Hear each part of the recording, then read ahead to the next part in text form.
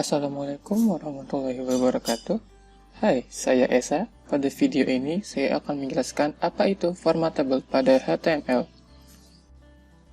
Tabel banyak sekali kegunaannya dalam kehidupan sehari-hari. Namun, apa itu tabel? Tabel merupakan susunan data dalam baris dan kolom atau mungkin pada struktur yang lebih kompleks. Tabel digunakan untuk menampilkan data yang tabular, seperti anggaran biaya, skor, kalender, dan lain-lain. Sebelum lebih lanjut, kita mempelajari dulu struktur dari sebuah tabel. Contohnya seperti ini. Saya mempunyai sebuah tabel sederhana yang mempunyai 2 baris dan 2 buah kolom. Kotak yang pertama adalah baris 1 kolom 1 dan kotak bawah kanan adalah baris 2 kolom 2. Jika saya mempunyai tabel seperti ini, maka jika kotak-kotak yang horizontal disebut baris, sedangkan kotak-kotak yang vertikal disebut kolom. Lalu, perpotongan dari baris dan kolom adalah sel atau data dalam HTML. Untuk mengimplementasikan pada HTML, kita menggunakan tag table. Lalu, tag table kita bagi dalam 2 struktur. Yang pertama yang paling sederhana seperti ini.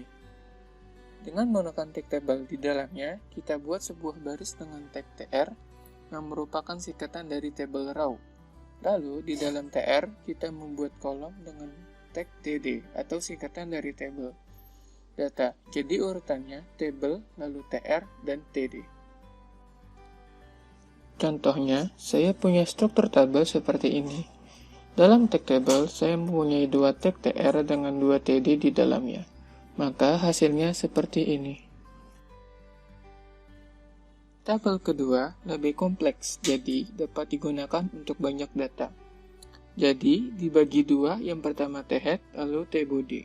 Sama seperti yang tadi, namun pada tabel ini, di dalam t-head membacanya sebagai header, dan t-body untuk isinya. Dan hasilnya seperti ini.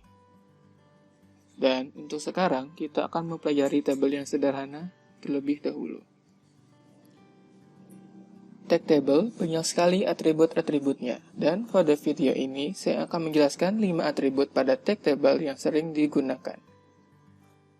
Border untuk menambahkan garis tepi pada tabel, lalu cell spacing untuk menambahkan jarak antar sel, lalu cell padding memberikan ruang pada sel. Untuk menambahkannya, kita tulis pada tag table. Misalkan untuk border, kita tambahkan atribut border dalam kutip. Itu maksudnya seberapa tebal border yang diinginkan yang satuannya pixel. Maka hasilnya seperti ini.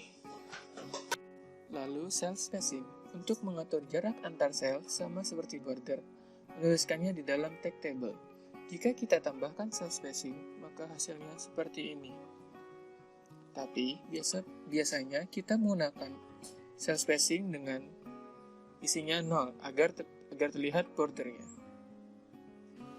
Lalu cell padding, sama seperti yang tadi kita tambahkan dalam tagnya.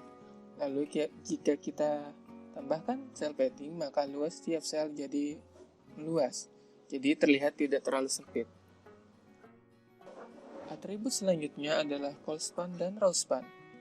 Callspan dan rowspan sama seperti merging pada Microsoft Excel, yaitu menggabungkan 2 atau lebih buah sel.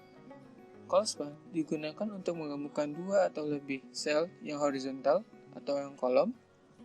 Rowspan digunakan untuk menggabungkan 2 atau lebih buah sel yang vertikal atau yang baris.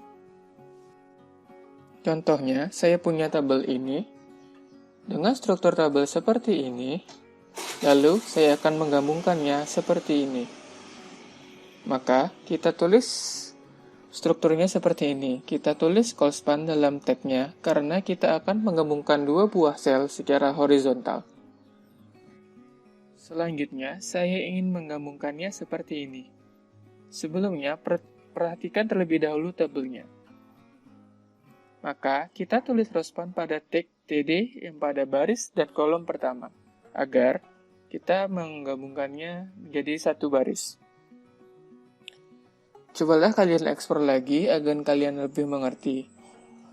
Dan supaya lebih lancar, saya akan memberikan latihan seperti ini. Perhatikan tabelnya.